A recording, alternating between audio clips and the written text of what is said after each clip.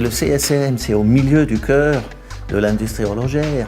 Et bien sûr, ces esprits un peu sauvages qui ne sont pas liés à une marque, à une entreprise, ça crée une créativité supplémentaire. Et le CSM, c'est primordial. C'est un instrument pour faire avancer toute l'industrie horlogère suisse. Il ne faut pas oublier, le Swiss Made, pour nous, c'est crucial et important. Et là, on a une institution qui est crédible, qui est à long terme et qui travaille dans l'intérêt de toute une région et d'une industrie. Et notre industrie, c'est quand même la plus avancée dans le monde.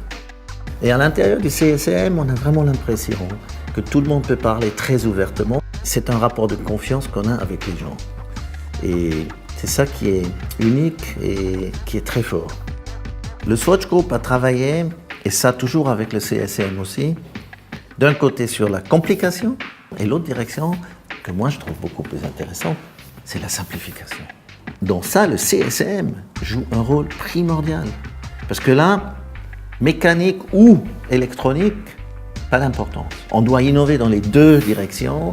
Si la Suisse continue à croire à des produits qui sont faits dans ce pays, et pas seulement la recherche et développement, mais aussi le produit lui-même, alors on va avoir un bon futur. Le CSM, mais aussi tous les groupes qui vont dans la même direction.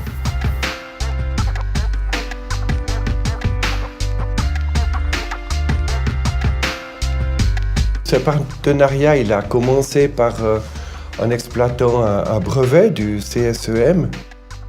Et ce brevet était extrêmement intéressant pour l'industrie horlogère puisque à partir de ce brevet, nous pouvions réaliser des spiraux compensés, ce qui représentait une avance technologique considérable par rapport aux spiraux existants dans l'industrie horlogère. Le CSEM est le bon partenaire parce qu'il maîtrise des composants de nouvelles technologies. Le CSEM a aussi un avantage, c'est qu'ils peuvent nous fabriquer des petites séries.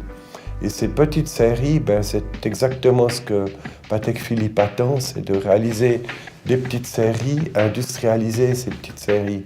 Alors c'est idéal pour nous. On va continuer à inventer le futur. Je crois que l'idéal, c'est surtout de travailler en équipe, faire des sortes de brainstorming, c'est quand même avec des échanges d'idées complémentaires que l'on arrive à trouver des solutions du futur. Je crois qu'il y en a encore, on a des belles perspectives.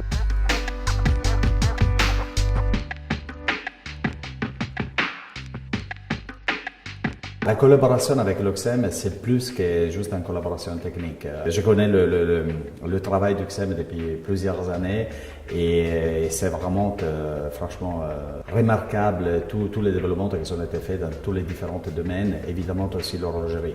Il y a le besoin de cette recherche et développement aussi dans les matériaux, aussi dans les interactions peut-être pour des montres digitales ou des montres comme on appelle aujourd'hui les smartwatches. Et moi, je ne peux pas exclure, même ça va être très intéressant d'imaginer des possibilités de collaboration pour quelque chose qui n'est pas technologie pure horlogerie, mais c'est un peu une technologie adaptée à un monde plutôt fashion et plutôt lié à des valeurs de design très très fortes comme Gucci. Et je pense que ce partenariat, c'est vraiment la seule solution, je dirais, pour arriver à un produit d'excellence comme le Costa Escapement qu'on a présenté cette année à la Foire des Balles.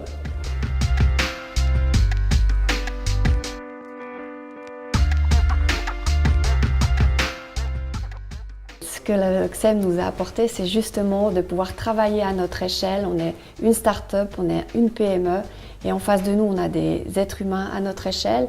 Mais derrière, il y a toute la technologie du CSEM, il y a des machines de dernier cri et ça, c'est quelque chose d'extrêmement précieux. On va dans une nouvelle étape de l'utilisation de la nanotechnologie dans de la haute horlogerie et on va le faire sous la forme d'un CTI. Donc un CTI, c'est une commission à l'aide pour la technologie et l'innovation. C'est quelque chose que la Confédération suisse met à disposition des PME. Et ça, on n'aurait pas pu le faire si on n'a pas un partenaire tel que le CSEM.